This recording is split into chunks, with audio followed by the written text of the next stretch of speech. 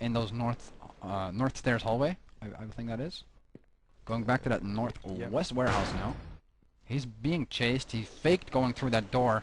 And that's Fisher there being taken down by Revellino's. Revellino's not even hit.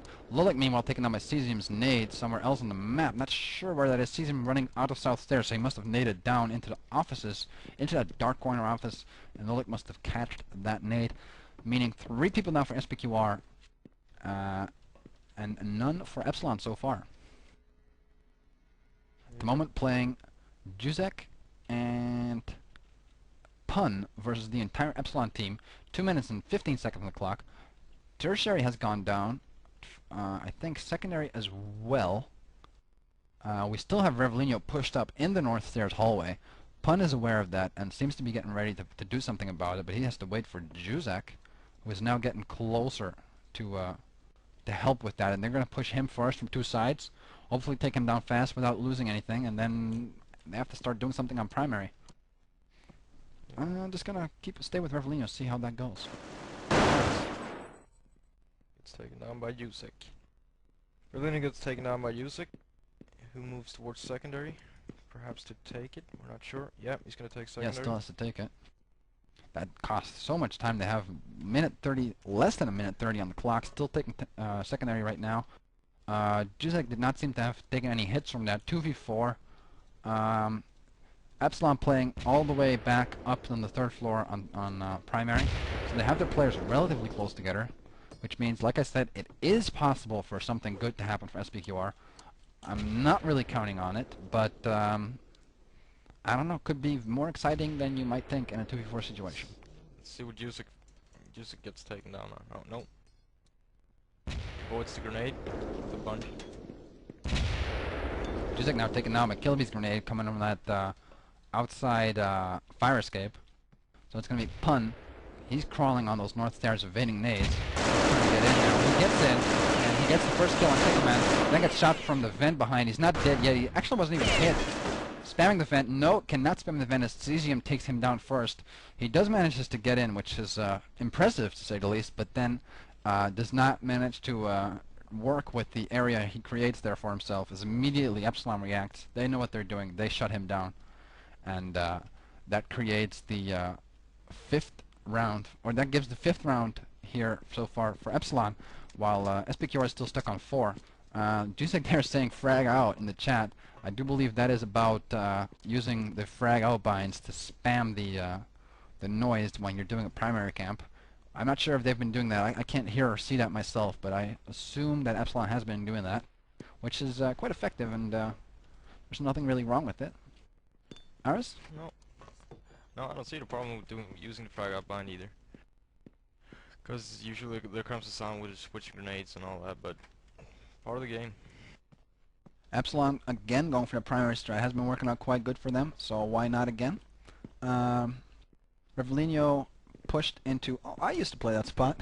That's on the north hallway there, close to the elevator. Just sit right next to those pallets there. I don't know why I sit right next to those pallets. I just always used that too when I pushed up there. I have to say though, I don't think he's going to actually have people walking past him. That pretty much never happens unless somebody wants to go up the elevator, which is usually a death trap anyway, unless you can clear the top elevator already from upstairs. But it is a great spot to get eyes on secondary when they start taking it, and maybe start putting some pressure there or disrupting the tactic. And it's a great spot to start flanking from. So we'll see that. And if he can't get anything done, he can still go up those elevators, or go up the elevator, get in the vents, and support his teammates.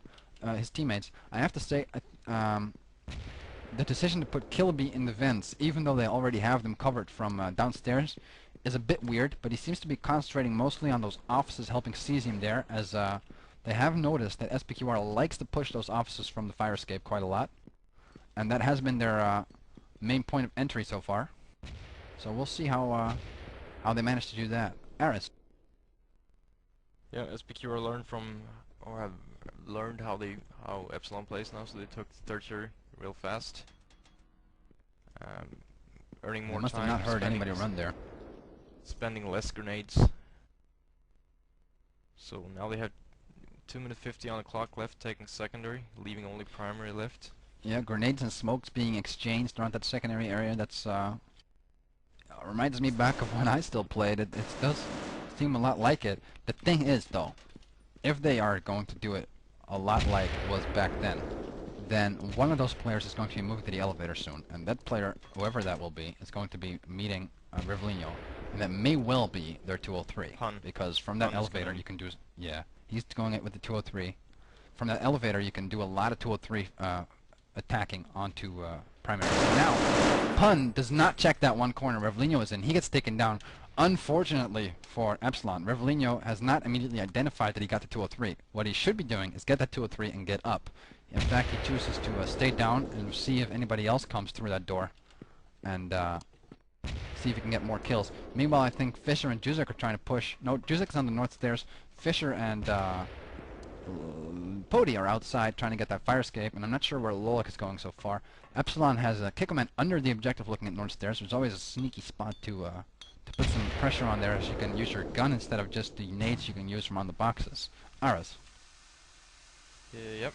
Rivellino is looking like he's gonna having 2-3 he picked up from killing Pun.